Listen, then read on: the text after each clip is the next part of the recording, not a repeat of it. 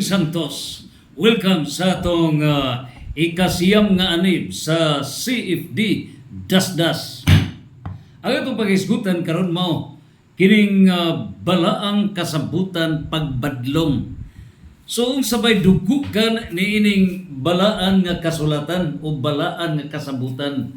So duna kini pinasikat sa 2 Timoteo 3:16 nga ang dugukan niining balaan nga kasabutan. Usa kini ka kasabutan numero 1 sa pagtudlo sa kamatuoran. So niining higayuna kasabutan ni katudluan kita sa kamatuoran. And it is through the church authorities. Ikaduha, mao nga kini usa ka balaan nga kasabutan pagbadlong sa sayop nga buhat, sa sayop nga hunahuna, sa sayop nga sistema, sa sayop nga mga prinsipyo. In other words, pagbadlong to correct what is wrong. And that is balaang kasabutan pagbadlong. Sumao ni isgutan nato karon unsa ba ang badlongon? So mao kini ang gidayag sa 2 Timoteo 3:16. So dunay upat ka dugukan o unod niini karong balaan nga kasabutan. Numero 1, kasabutan sa pagtudlo sa kamatuoran. Mao kana ang numero 1. Ikaduha, kasabutan, balaang kasabutan sa pagbadlong, badlungon ta. Unya kining ikatulo, balaang kasabutan sa pagsaway. So dunay mga sayop sawayon gyud. Unya ikaupat, mao na ang balaang kasabutan nga giyahan ta, tudloan ta, giyahan ta sa katarong nga kinabuhi. So nining higayuna ang atong isgutan sa unsa bang paagi nga ikapatuman kining balaan nga kasabutan nga mupadlong sa sayop nga hunahuna, sayop nga prinsipyo, sayop nga buhat. Mao na ang balaang kasabutan pagbadlong. Naon sabay dugog ka niini na sa gipadayag 3:20 nagaingon nga nagatuktok ako sa pultahan. Nagatuktok ngano ba tungod kay badlungon ang tao. What is wrong should be corrected. Correct what is wrong. Ikaduha, diha sa 2 Timoteo 3:16 ang tumong niining pagbadlong, duha ka paagi ang pagbadlong. Badlungon ta by word pinagi sa pung sa Dios ug mao kana pagbadlong by act of love. Now kung ang tao dili magpabadlong by word, ang mahitabo mao na ang pagbadlong by acts of God. Naunsa ba kining pagbadlong by acts of God? Mao kini ang mga kalamidad. Dunay mga bagyo, mga buhawi, mga linog. So naa sa Ezekiel 13:13 nga gibadlong kita sa Dios tungod sa kasuko sa Dios dunay manghitabo nga mga kalamidad. Ug mao kini nasa Genesis, sa Revelation gipadayag chapter 16 verse 18 to 19. Mao kana ngadto na sa 21. Mao nga dunay mga linog ug uban pang mga kalamidad. Mao kini ang mga buhat sa pagbadlong. Ug naa kana sa Hebrew chapter 12 verse 5 to 10 nga kini mga pagbadlong samahan, paglaptos kanato. Mao kana ang para kita makaundan nga niata sa balaang kasabutan nga badlungon ta ug mupabadlong sabta. Mao kini ang balaang kasabutan pagbadlong. Now niini karon unsa bay mahitabo niini? Ang tumong niini mao nga magbasol ta. So there is an acceptance of error, acceptance of a wrong act og niini conversion. Nasa Roma 12:21 convert, no? Now kung dunay conversion, ang gikinahanglan gyud pagbasol una. So walay mahitabo nga kabag-uhan after after nga gibadlong ang tao, walay kabaguhan kung walay pagbasol, paginulsol. Ug busa diha sa atong pagbasol, gikinahanglan gyud nga ato kanang ikumpisal.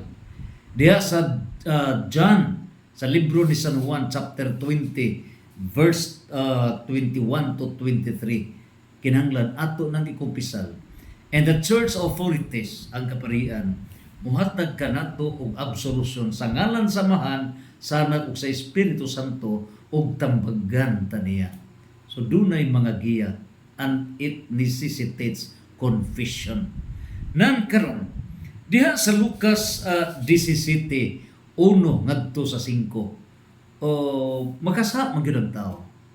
So alaot kadtong tao nga mao'y hinungdan sa pagpakasa, mao'y nag-guide nga makasa ang tao. Gikinahanglan gyud ang pagbasol, paghinuklog, and that's confession.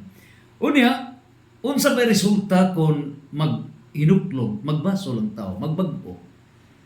Great saints, great sinners. Ang great saints were great sinners. Kining mga santos nga mga ngilngig, kini sila mga ngilngig sadni nga mga makasasala. Sama ni San Pablo, ngilngig nga manlolotos, kriminal, pero nahimong ngilngig nga santos. Si San Agustin, ngilngig nga disobedient, ngilngig nga bisyo, nagkadaiya, nalunang sa bisyo, but 30 years, gibag-o siya sa Dios. After 30 years, nga giampo sa inganahan Santa Monica. So nining higayon na nahitabo nga great saints were great sinners. So dili imposible nga sa atong panahon karon sa Pilipinas o sa kalibutan, it is not late nga ang mga great sinners mahimo unya nga balaan nga mga santos. Nining putuha gumikan sa balaang kasabutan pagbadlong. So kung magpabadlong ang tao, kurihian what is wrong, mahitabo nga magbasol kini o bawion ang dautan nga mga buhat. Niining putuha mahimong masantos ang tao. So naa kana sa gipadayag diha sa 1 Pedro 1 versikulo 15 ngadto sa 16. Gitawag kita sa pagkabalaan, pagkasantos. Unya, posible ba nga ma-perfect? Yes. Total good nga kausaban. Mateo 5:48. Ug busa, unsa bay mahitabo niini? Ngano ba? Tungod kay walay makasud sa gingarian sa Dios kun dili perfect. Meaning, dili mahitabo nga makasud sa gingarian sa Dios nga doon na pa'y buling bisan gamay. Gipadayag 21:27. So kinahanglan gyud ta bag-uhon, badlungon jud ta. Kung dili mada sa pong badlungon ta pinaagi sa mga kalamidad, acts of God. Busa, mo na nga para masantos ang tao. John chapter 14 verse 2 to 3. Mura nga dadon sa gingarian sa langit. Ug mao kini kadtong mga santos na. Apan posible ba ang mga buhi nga mga santos? Yes, posible kana. So ang pangutana karon diya sa pagbadlong, how can we apply this sa senaryo sa nasod, the present scenario sa nasod nga Pilipinas? Ato kining i-apply. We have now to apply kini karon nga the equal enforcement, equal protection clause of the 1987 Constitution. Na sa section 1 article 3 of the 1987 Constitution. Ngano ba? Nagaingon, kinahanglan dunay due process, kinsa ba ang giakusar, ikaduha, kinahanglan dunay equal protection, equal enforcement of the law. So unsa ba ang application niini? Equal enforcement of the law. Posible ba nga pihig-pihigon lang, selective prosecution? selective justice. Is it constitutional? No, it is not constitutional. Busa, kining panghitabo karon sa pagtaral sa impeachment ni Vice President Sara Duterte. Diin gi uting kay yun kini karon nga confidential fund, basically ang 125 million to 600 million.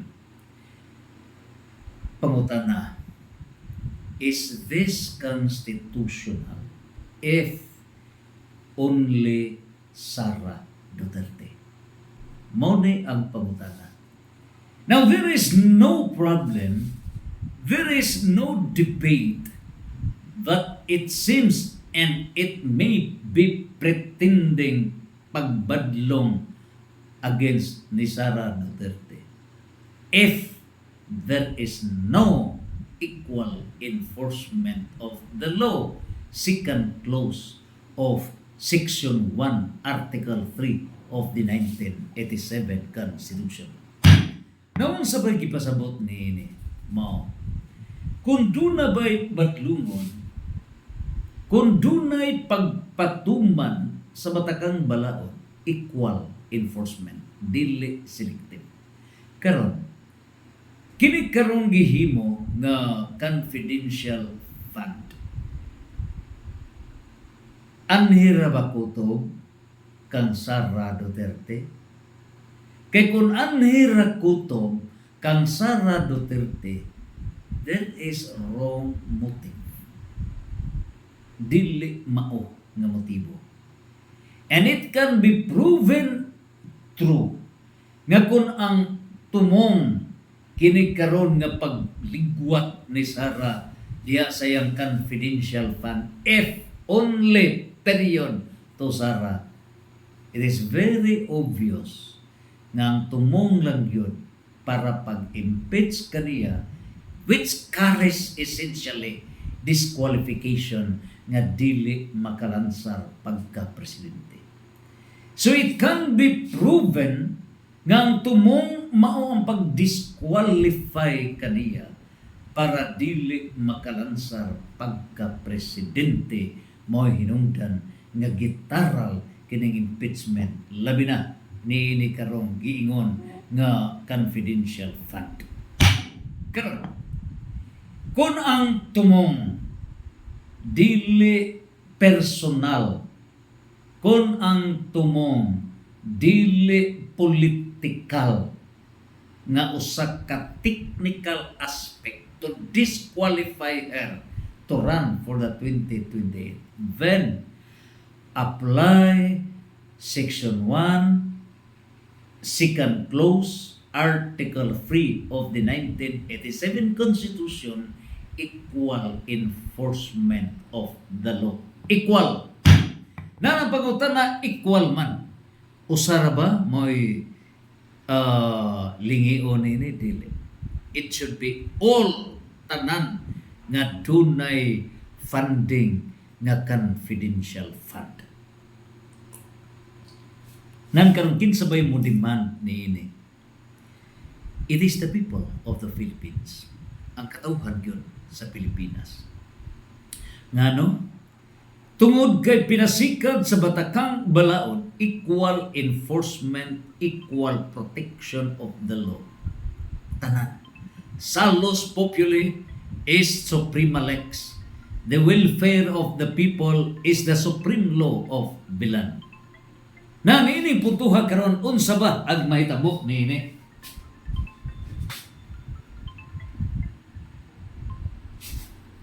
Naon sa bay mahitabo niini? Mao. Ang pagpadayag niini diha mismo sa confidential fund. Ang pangutana mao, kinita kanang mga nagdunay nagkuput og confidential fund. Dili ba sila appeal sa investigation? Ha? O ang gitutok lang si Sara Duterte? Pangutana, kinsa ba kini karon nga nagkupot sa nining nga confidential fund niya? Ari lang ta sa 2026. Ang president dunay confidential fund nga 4.5 billion pesos. Ang presidente 4.5 billion pesos. Niini karong 2026. Pangutana, uyon mo nga ang presidente apil usab sa pagpadayan yun sa niya paggamit ang 4.5 billion pesos just to prove nga hinlo ang atong pagpadagan sa gobyerno. Uyon ba mo? Kamu may mutubag.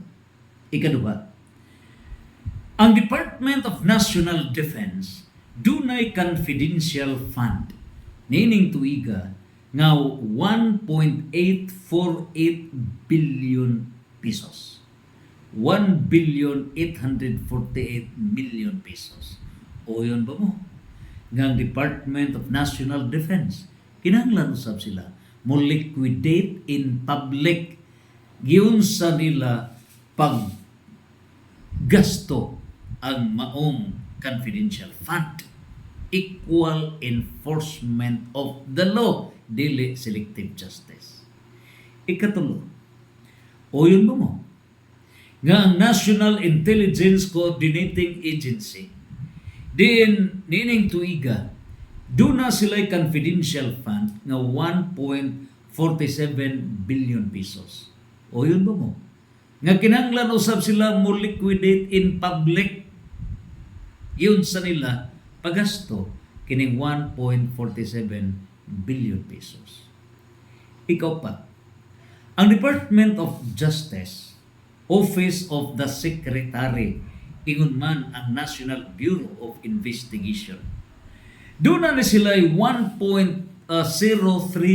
billion pesos nga combined ni confidential fund. Pangutana, o yun ba mo? Nga kining Department of Justice, Office of the Secretary, ang duna kini 729.9 million pesos na confidential fund. O yun ba mo? Nga mudayag sa sila in public. Giyon sa nila paggasto kining 729.9 million pesos. Ang National Bureau of Investigation, pinagi ni Director Matibag, doon na kini 300.4 million pesos confidential fund. Nining tuiga. O yun ba mo? Nga sila usab mudayag in public, yun sa nila, honest to goodness, pag liquidate o paggasto ni ining confidential fund. Ikalima, ang Department of Interior and Local Government, DILG, kay pinasikan sa equal enforcement of the law na kana sa second clause, Section 1, Article 3 of the 1987 Constitution, equal protection of the law, equal enforcement of the law. So, dili selective justice. So, kay confidential man ang issue, dili man si Sara Duterte dunay confidential. So, kung ang tumong na to paghinlo unya on the subject matter confidential, so it should be equally treated alike on the theory salus populi is suprema lex. The welfare of the people is the supreme law of the land. Kini nan karon pila ba sa DILG nga confidential fund is 300.6 million pesos. So mo liquidate sad ang DILG confidential fund. Karon yun sa nila pag atraka 5 centavos gi ayo yun o galing the same procedure. Karon ang Bureau of Customs dunay 250 million pesos nga confidential fund. O yun ba mo? The same procedure, ilasab ka na nga i-liquidate sa public, yun sa honest to goodness, paggasto. Karon, ari kita sa office of the Vice President. Sa 2022, doon na siya 125 million nga gi-allocate. 2022 ha, 125 million pesos. Kung imong itandi sa Bureau of Customs, 250 million pesos. In other words, sa 2022, 125 million, one half ra sa confidential fund sa Bureau of Customs. So karon, kung inyong ipruiba nga dili political, dili selective justice, then there is no reason ngano nga dili usab equal enforcement of the law do na may confidential fund sa Bureau of Customs times 2 ang Office of the Vice President, ang 125 nahimong 250 million sa Bureau of Customs. Karon mas dako sa niining DILG kay 300 million versus Office of the Vice President nga 125 million. So there is no reason nga dili usab kini ipabutiyag para makita sa mga tao nga we are really cleansing the government. Karon, if the DILG is required para matino gyud nga tinaw badlungon unsay sayo, dili usab pwede nga dili i-appeal ang Department of Justice nga duna kini 729.9 million pesos. Imagine 700 round off nag 730 million pesos dili na publicly dayag sa katawhan yun sa paggamit kanang confidential fund nga labaw pa kana sa ikapila ni pilo-piloa, mga ikapito pilo-piloa. Kang Sara is 125 million, whereas kini Department of Justice 730 million. Mga mao ni grabe ang pagpilo-pilo, no? So almost 7 times. Unya ang NBI 300 million .4 nini putuha mas dako ang NBI kaysa Office of the President, 125 million, almost times 3. Now, walay reason nga dili ni ibutiyag, dili ni tukion o para paghinlo sa kagamanan. Now, kung obligado ang Department of Justice uban sa NBI, uban sa niini karon, how much more ang National Intelligence Coordinating Agency nga dunay 1.47 billion. Nani ang kang Sara Duterte nga 125 million nga confidential fund as Vice President gilampornas man pag-ayo. How much more? Nining 1.848 billion pesos sa Department of National Defense. Why exempt? Nganong doon na may exemption? If ang tumong mao ang pagbadlong unsay sayo. Nini putuha, if atong tagaan o obligasyon kining naasoy nga mga ahensya sa gobyerno, dili ba exempted? O dili ba i-exempt ba ang Office of the President? Nga it is a public fund nga dunay 4.5 billion pesos. So, kung ang tumong mao ang paglimpyo sa kagamhanan on the issue of confidential funds, there is no reason that the President also will be the model ipakita na sa katawan. O kini, mahitabok ba kini naa sa 1 Corinto 6:2 ang katauhan sa Dios. Mga buhing santos, maoy muhukom. Mao kini. So, para dunay equal enforcement of the law. Nan karon ang pangutana, sila ra ba di ay? No, dili. Kay ang Dios mao ang nagkupot, nagkontrolar sa panahon. Ecclesiastes chapter 3, verse 1 to 3. ang ligid sa panahon. Ligid sa panahon. Moabot ka na. Nga, buabot na kini nga ang tanan nga mga senador, ang tanan nga mga kongresista, diin mi pahimo sa PDAF, Priority Development Assistance Fund. Pila naman to ka senador kaniadto? Ha? Senador pa si BBM. Included na niini. Uban pa. Karon, gikan sa 2013, ang matag senador, dunay 200 million per barrel. Kinahanglan kini. O niya, ang matag kongresista, dunay 70 million pesos nga matag tuig nga ilang per barrel kunuhay para sa mga proyekto, are they exempted diha sa audit, diha mismo sa pagparayag parang katauhan, masayon that there is no exemption, equal protection, equal enforcement of the law. Mao na ang puntos. Karon, nining putuha, mga senadora ba, kay gideklarar man to sa Korte Suprema nga illegal ang PDAF. 2019, unya gidayag ang Priority Development Assistance Fund, PDAF, mo apply ka na after nga duna nay budget. Unya ang declaration sa Korte Suprema nagpadayag nga walay labot ang mga legislators kay kana naara na sa executive.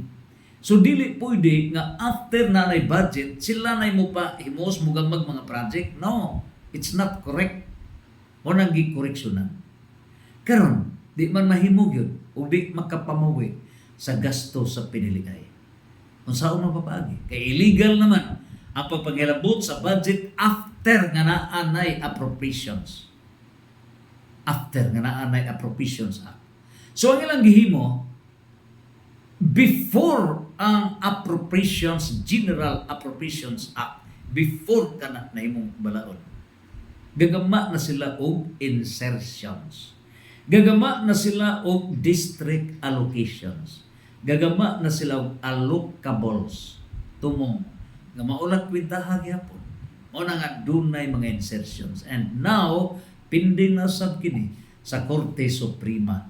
Is it valid? Is it constitutional? Niining mga insertions as in the case of the 2025 budget declaring it subject to the violation, the Constitution violation niini. The Supreme Court has to rule it on the issue of insertions. So, ang Korte Suprema mo'y mubadlong. So, nining putuha karon ang balaang kasulatan ni adiri kasabutan kini. Balaang kasabutan, pagbadlong. So sa ngalan sa kamatuoran, sa ngalan sa kataran, badlungon ang sayo. Balaang kasabutan, pagbadlong. So ang Korte Suprema, muhatag daw niya puhon og ruling pagbadlong unsay sayo. Og niini kinsabay nagkupot og confidential funds di araba sa national, appeal ang local. Kinsa ba sa local? Included nining local chief executives, governor, mayors downward. Now, ang nakalahi sa local government units kay dunay confidential funds but limited only para lang sa peace and order of public safety programs. Limited ka na sa LGUs. Unya, kinahanglan dunay peace and dunay tinuig nga peace and order plan nga nag-allocate og 3% sa total annual appropriations. So dili mo lapas og 3% sa total nga budget niya ng tuiga. Og niini usab kinahanglan nga dunay gyoy gitawag og planning requirement kini bang peace and order and public safety plan. Mo na basihan niya na karon nga confidential fund sa mga LGUs. Karon ang pangutana, kung ang tumong mao ang paghinlo sa kagamanan, pagbadlong, kung dunay nag-abuso niya na karon nga confidential fund, then it is mandatory. It is pursuant to 1 Corinthians chapter 6 verse 3. Ang katawhan mao'y muhukom. Ug ang katawhan mao may muhukom, and based on section 1 article 2 of the 1987 Constitution, sovereignty resides in the people and all government authority emanates from them. Ang gahom sa katawhan sinikan gikan gyud sa katawhan ug busa gikinahanglan nga kining tanan na asoy nga mga opisyales nga dunay nga mga confidential funds, dunay pork barrel ug uban pa, sila mudayag sa katawhan. Ug niining puntuha kalikayan ang unconstitutionality of selective justice. Any selective prosecution, any selective justice in violation of the second clause of section 1 article 3 of the 1987 Constitution, it is unconstitutional. Ug busa para dili unconstitutional on the same subject matter of niini karon confidential funds. Mao nga ang unahon niini karon pag-alig-ig, apil na niadtong mga pork barrel insertion sa guban pa. The model nga maoy unahon pagharong mao ang prosecution team sa impeachment trial. Kana sa Mateo City, versikulo 1 ngadto sa 2 ngadto sa 3. Kinahanglan, if you go to the court, you must have your clean hands. Dili ka makahukom. Og ang maong mga barometro, ang the measures that you are using in judging people shall be the same measures to be used against you. Og nining puntuha karon, ang una gyud nga intro sa equal enforcement mao ang prosecution team. Right after this impeachment case of Sara, whatever would be, nining puntuha paghatag og katinawan sa katawhan. Og human niya na britso na sa tanan nga naasoy nga mga opisyales from the national downward to the local level. O kini maoy usa ka paagi nga hinlo na ang atong kagamanan. Dayon ngadto na sa LTO, ngadto na sa BIR, of course number 1 ang DPWH o uban pang mga ahensya, Bureau of Customs. Kining tanan hinluan ang tanan. O kini ang cleansing of the government, mao kini ang pagpatuman ni ining balaan nga kasabutan pagbadlong unsay sayo. Unya kung unsay kasaypanan, maghinuplog ta, magumpisal ta, magbag-o. It's not late. Remember, great saints were great sinners. Bawion lang ang sayop nga nahimo. Apan dili tabunan ang sayop. Dili tabunan. Lawyers, you should not be a lawyer of Satan, but you must act as lawyers of truthfulness and righteousness. Do not mislead lawyers. Dili ninyo trabaho ang pagtakob sa kamatuoran. Kay inyo gani nga tabunan ng kamaturan, it is a sin against the Holy Spirit that cannot be forgiven. Mateo 12:32. Busa, remember lawyers. Truthfulness, step 1. Righteousness, step 2. And justice, step 3. Walay hustisya kung walay katarungan. Walay katarungan kung walay kamatuoran, ug busa badlongon ang sayop. Mao kini ang dugukan sa balaang kasabutan pagbadlong. 2 Timoteo 3:16. Resulta niya na paginuklog, pagbasol, pagbag-o, mahimong santos. Santos, santos, santos, fiat